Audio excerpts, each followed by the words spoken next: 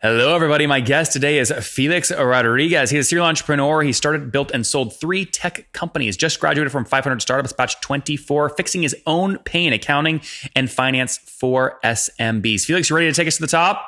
Yes, Nathan. All right. By the way, how many episodes have you listened to? Over 300 now. I love it. We were talking about 4. You're a fan of this show. You know what to expect. So this will be a lot of fun.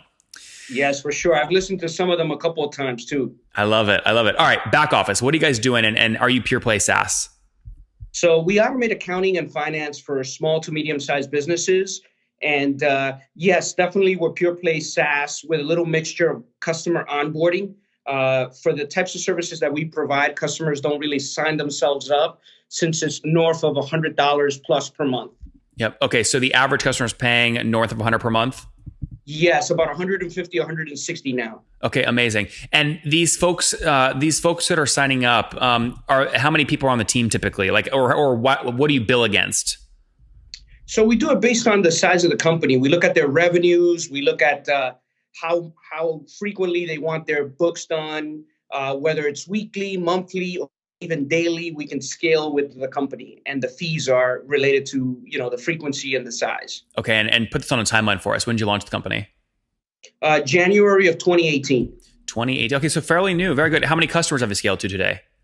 We're over 300 now, getting close to 400. Very good. So walk me through how you signed up 300 customers in under kind of 12 months. Where'd you find them?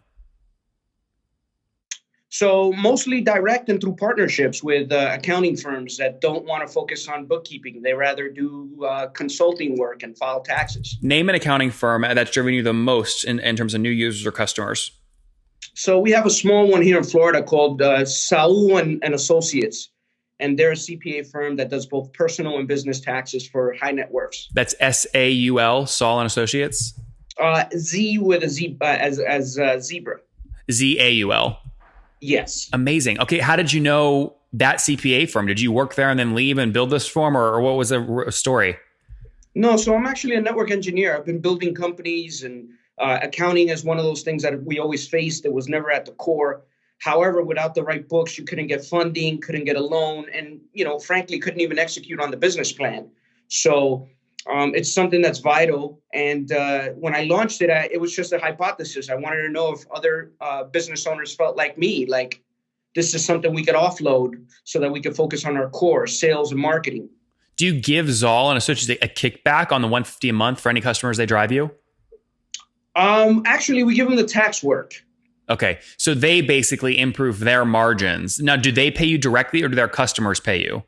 Their customers pay us directly. That's just one of the channels on how we get customers. The others are direct to customer and through franchises. Okay. Name a franchise you work with that has driven you customers. ExxonMobil gas stations. What? Tell me more. Yeah, absolutely. So ExxonMobil will sell an individual franchise to an investor that wants to be an operator in a business. And what they do is they provide the gas. And they just, provide you with the wholesale gas deliveries, and you sell cigarettes and candy and water. And on top of that, you make a small margin on the actual gas that's being sold through the station.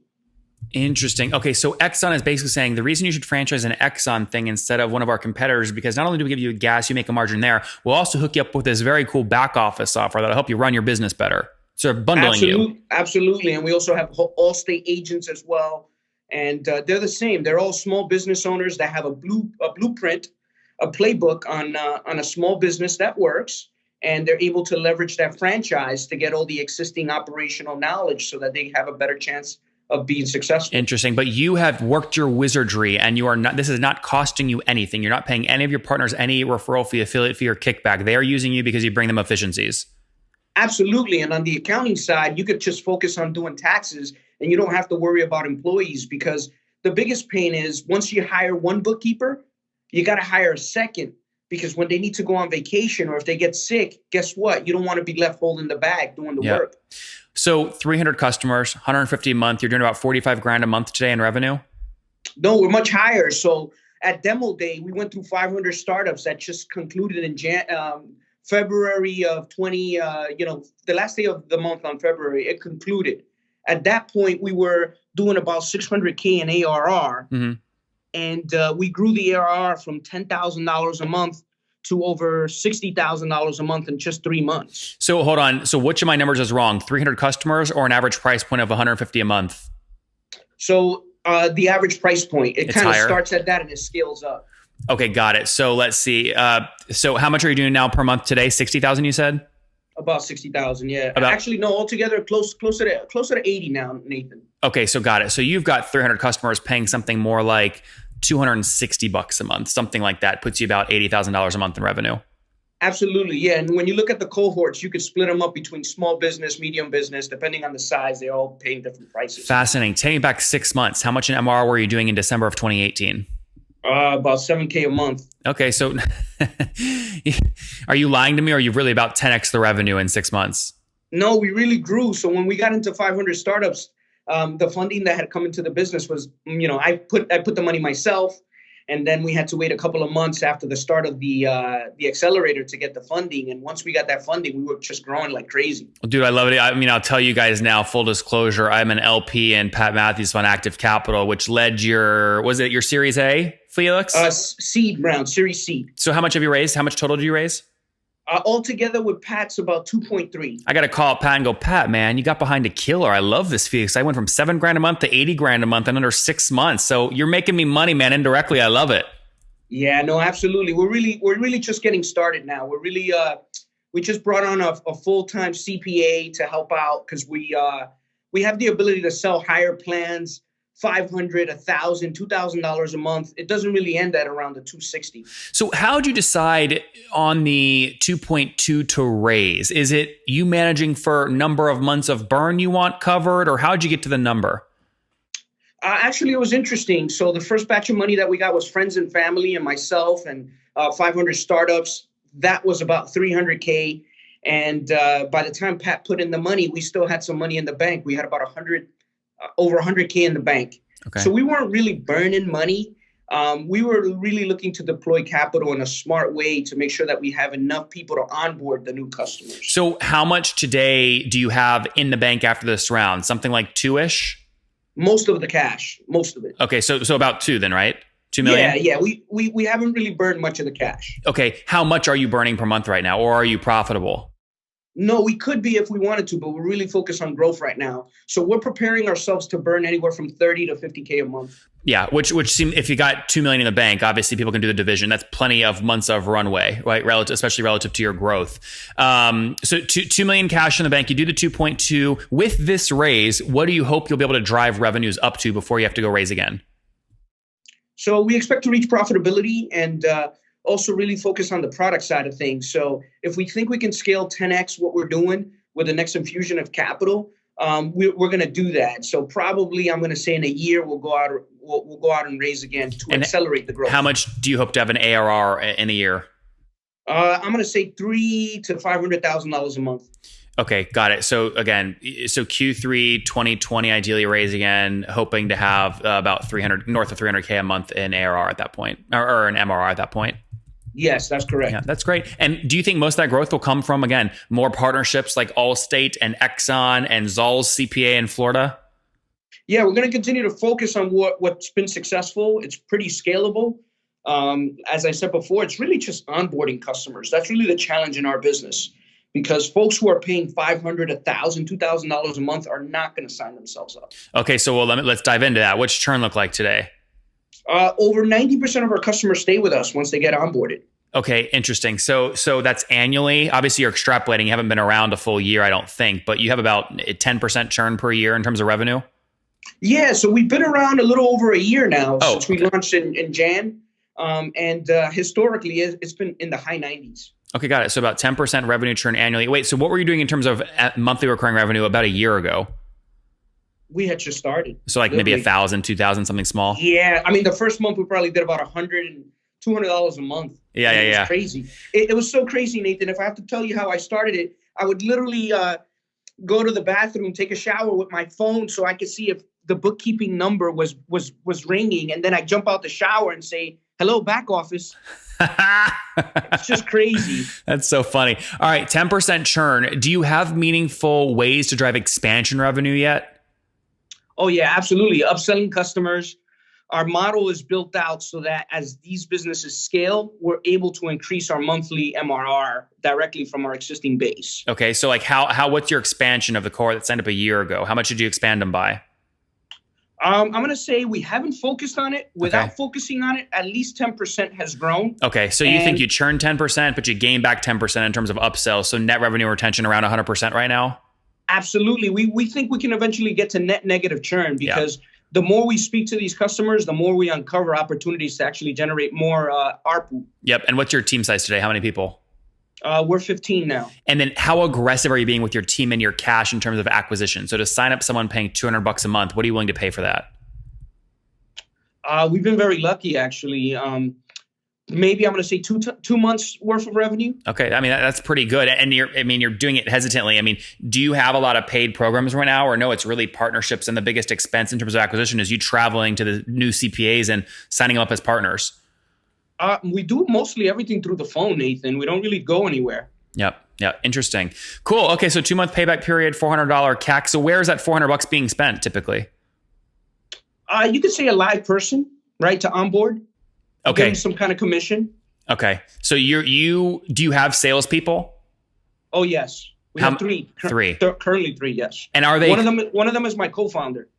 Are they quota carrying? My co-founder is not. I mean, one is they're really not. They just want to make money. Yeah. Well, but are they on a fixed salary, or do you incentivize them somehow to, like, they get a cut if a customer expands or gets successfully onboarded? So the way we treat it is they do get a salary, and they also get the revenue they generate the first month from commission. They'll get that as a commission. I see. How do you know if a lead that closes today was because of salesperson X versus it would have converted organically anyway? Oh, we track the whole pipeline using Salesforce. Everything is tagged. We have a whole customer journey that we're tracking in our CRM. So we can see when they're upsold, who spoke to them initially, which channel they came in through. Interesting. Okay. Very cool. And by the way, what batch of 500 did you go through? Which area?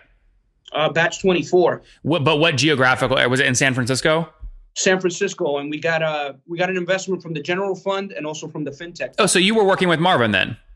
Oh, yeah, absolutely. Marvin was the main person in the program there. Him and I were just in Dublin speaking, and we got to dinner, and he's like, Nathan, you got to try this Dublin beer, this cider. It's really weak. Don't worry about it. And this guy has me drinking we're both tipsy before you know it, dancing at bars, having a lot of fun. But I love that guy. So you have Marvin on your side. You got Pat on your side. I think you're going to be a big success, right? That's how it works.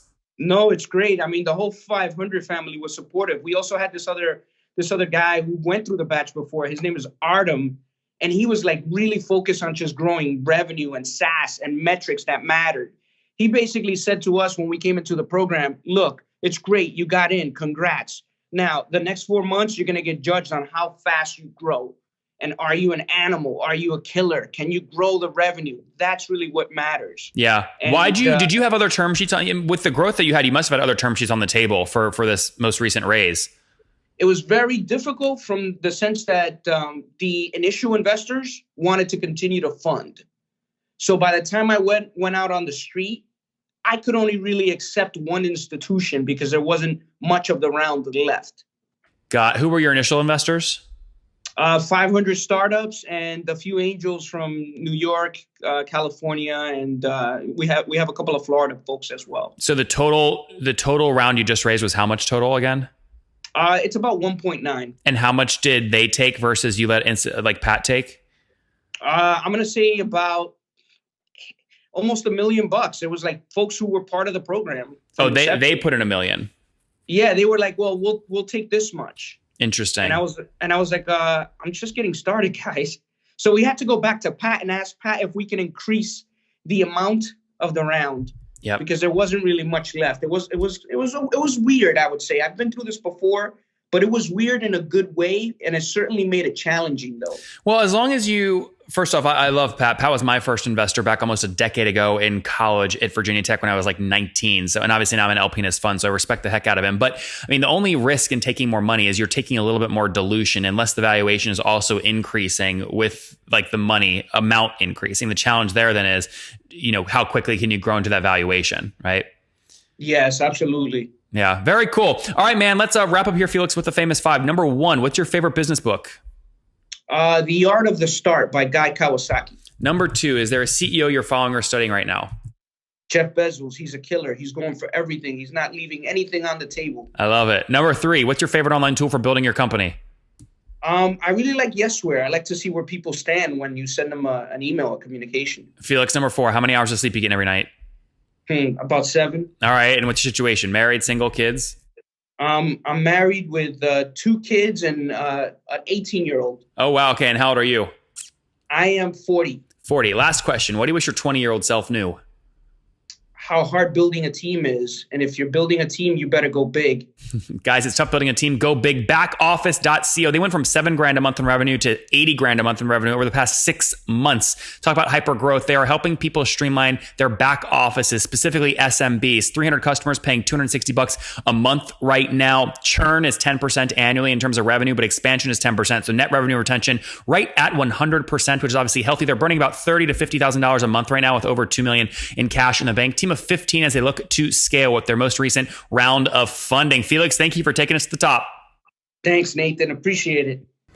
One more thing before you go. We have a brand new show every Thursday at 1 p.m. Central. It's called Shark Tank for SaaS. We call it Deal or Bust. One founder comes on, 3 hungry buyers, they try and do a deal live, and the founder shares back-end dashboards, their expenses, their revenue, ARPU, CAC, LTV, you name it, they share it, and the buyers try and make a deal live. It is fun to watch every Thursday, 1 p.m. Central. Additionally, remember, these recorded founder interviews go live. We release them here on YouTube every day at 2 p.m. Central. To make sure you don't miss any of that, make sure you click the subscribe button below here on YouTube, the big red button, and then click the little bell notification to make sure you get notifications when we do go live. I wouldn't want you to miss breaking news in the SaaS world, whether it's an acquisition, a big fundraise, a big sale, a big profitability statement, or something else. I don't want you to miss it. Additionally, if you want to take this conversation deeper and further, we have by far the largest private Slack community for B2B SaaS founders. You want to get in there. We've probably talked about your tool if you're running a company or your firm if you're investing. You can go in there and quickly search and see what people are saying.